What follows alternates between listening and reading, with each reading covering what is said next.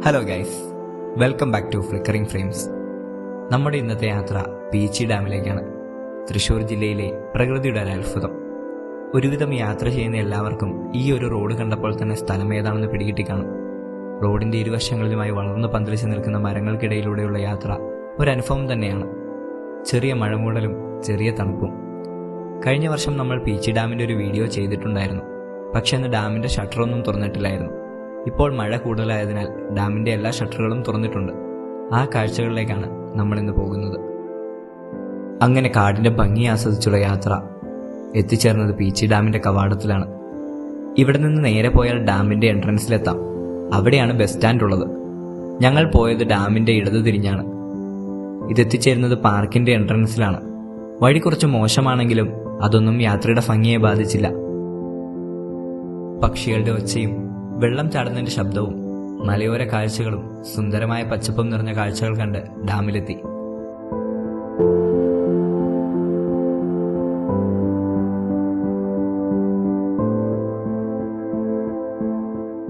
മനോഹരമായ പാലത്തിലൂടെ കയറി വണ്ടി പാർക്ക് ചെയ്തു. ഇവിടെ തന്നെ കുട്ടവഞ്ചി സവാരിയും ട്രെക്കിങ്ങും എല്ലാം ഒരുക്കിയിട്ടുണ്ട്. അവയ്ക്കൊക്കെ സെപ്പറേറ്റ് ഫീസാണ്.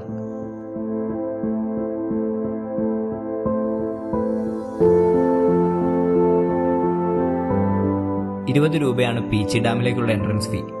ഇവിടെ ഗൂഗിൾ പേ സംവിധാനമില്ലാത്തതിനാൽ കയ്യിൽ ക്യാഷ് കരുതാൻ ശ്രദ്ധിക്കേണ്ടതാണ്.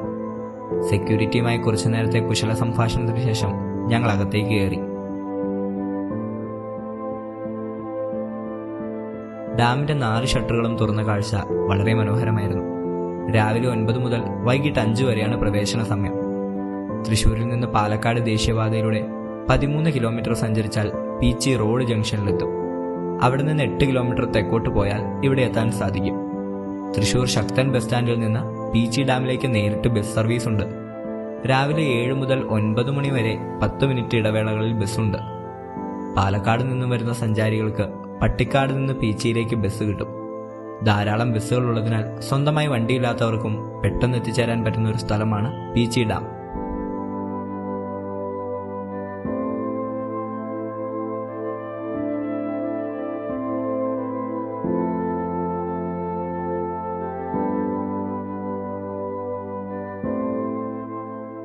കേരളത്തിലെ തൃശൂർ ജില്ലയിലെ പാണഞ്ചേരി ഗ്രാമപഞ്ചായത്തിലെ പീച്ചിയിൽ കരുവന്നൂർ പുഴയുടെ പോഷക നദിയായ മണലിപ്പുഴയുടെ കുറുകെ നിർമ്മിച്ചിരിക്കുന്ന ഒരു അണക്കെട്ടാണ് പീച്ചി അണക്കെട്ട്.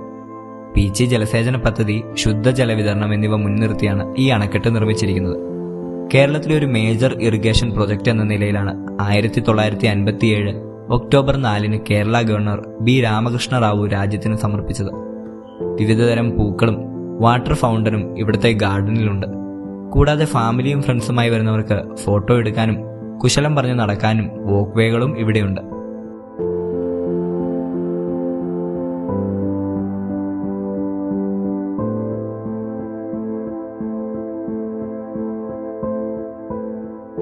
അണക്കെട്ടിലെ ജലം ഉപയോഗിച്ച് വൈദ്യുതി ഉൽപ്പാദിപ്പിക്കുന്നതിനായി KSEBയുടെ പീച്ചി ചെറുകിട ജലവൈദ്യുത പദ്ധതി ഇവിടെ സ്ഥാപിച്ചിട്ടുണ്ട്. അണക്കെട്ടിന്റെ കനാലിലൂടെ വേനൽക്കാലത്ത് ജലസേചനത്തിനായി തുറന്നുവിടുന്ന ജലം ഉപയോഗിച്ചാണ് വൈദ്യുതി ഉൽപ്പാദിപ്പിക്കുന്നത്. ഉൽപാദനത്തിന് ശേഷം വെള്ളം കനാലിലേക്ക് തന്നെ തുറന്നുവിടും. അണക്കെട്ടിലെ ജലം 2 ശാഖകളായാണ് തുറന്നുവിടുന്നത്. ഒന്ന് മുടക്കം വരാതെയുള്ള ജലസേചനത്തിനും മറ്റൊന്ന് വൈദ്യുതി ഉൽപ്പാദിപ്പിക്കാനും ഉപയോഗിക്കുന്നു. വൈദ്യുതി ഉൽപാദനത്തിൽ എന്തെങ്കിലും തകരാറുണ്ടായാൽ ജലസേചനത്തിൽ മുടക്കം വരാതിരിക്കാനാണ് 2 ശാഖകളായി ജലം തിരിച്ചുവിടുന്നത്. ഇവിടെ നിന്നും കുത്തനെയുള്ള പടികൾ കയറി ഡാമിന്റെ മുകളിലെത്താം. ഇവിടെ നിന്നുള്ള കാഴ്ചകൾ വളരെ മനോഹരമാണ്. ഉള്ളിലെ കരിങ്കല്ലിന്റെ ദൃഢത നമുക്ക് തൊട്ടറിയാം. ഡാമിന്റെ കൈവരിയും മറ്റും ഇത്തരത്തിൽ കരിങ്കൽ കൊണ്ടാണ് നിർമ്മിച്ചിരിക്കുന്നത്.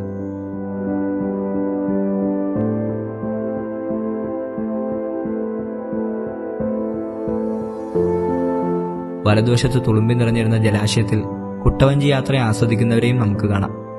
കുറച്ചുനേരം ഡാമിന് മുകളിലൂടെ തെക്ക് വടക്ക് നടന്ന് പീച്ചി ഡാമിന്റെ ഭംഗി ആസ്വദിച്ച ശേഷം പീച്ചി ഡാമിന്റെ ആകാശ കാഴ്ചകൾ ആസ്വദിക്കാനായി പവിലിയനിലേക്ക് പോയി.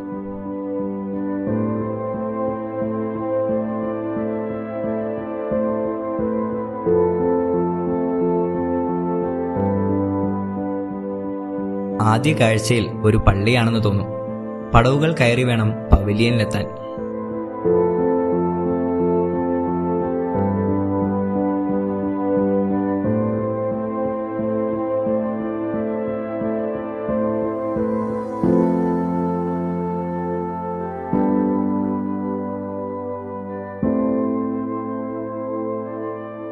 പവിലിയന്റെ തൂണുകൾ കടന്ന് മുകളിലെത്തുമ്പോൾ കുത്തനെയുള്ള പടവുകൾ കാണാം.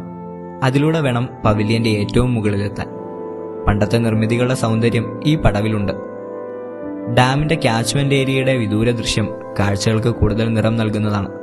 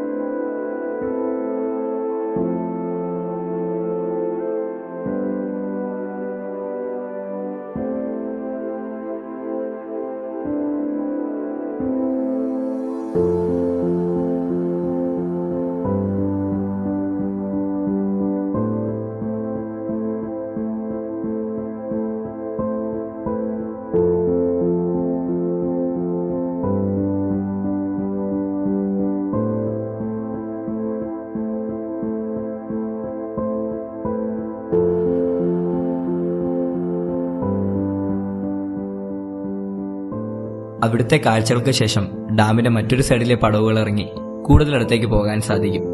ഇത്രയും അടുത്തുനിന്ന് ഡാമിലെ കാഴ്ചകൾ കാണാൻ കേരളത്തിൽ വേറൊരു സ്ഥലത്തും സാധിക്കുമെന്ന് തോന്നുന്നില്ല.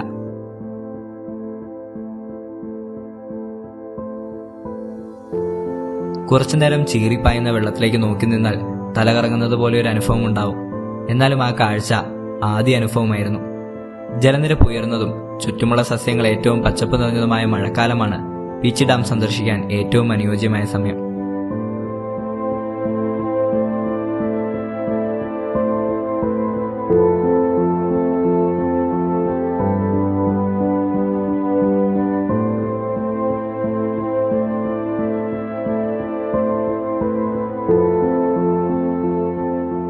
പീച്ചി ഡാമിന്റെ പാർക്കിൽ അനേകം പ്രതിമകളും നമുക്ക് കാണാൻ സാധിക്കും.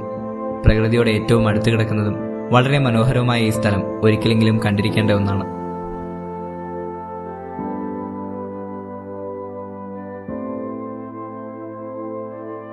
വാക്കുകൾ അവസാനിച്ചാലും മനസ്സിൽ കുറിക്കുന്നത് ഒരിക്കലും മായില്ല. നമ്മുടെ ഈ യാത്രയിൽ ഇനിയും ഒട്ടേറെ കാഴ്ചകളും കഥകളും മുൻപിലുണ്ട്. ചാനൽ സബ്സ്ക്രൈബ് ചെയ്ത് നമുക്ക് വീണ്ടും കണ്ടുമുട്ടാം. വീഡിയോ ഇഷ്ടമായെങ്കിൽ like, share and thanks for watching.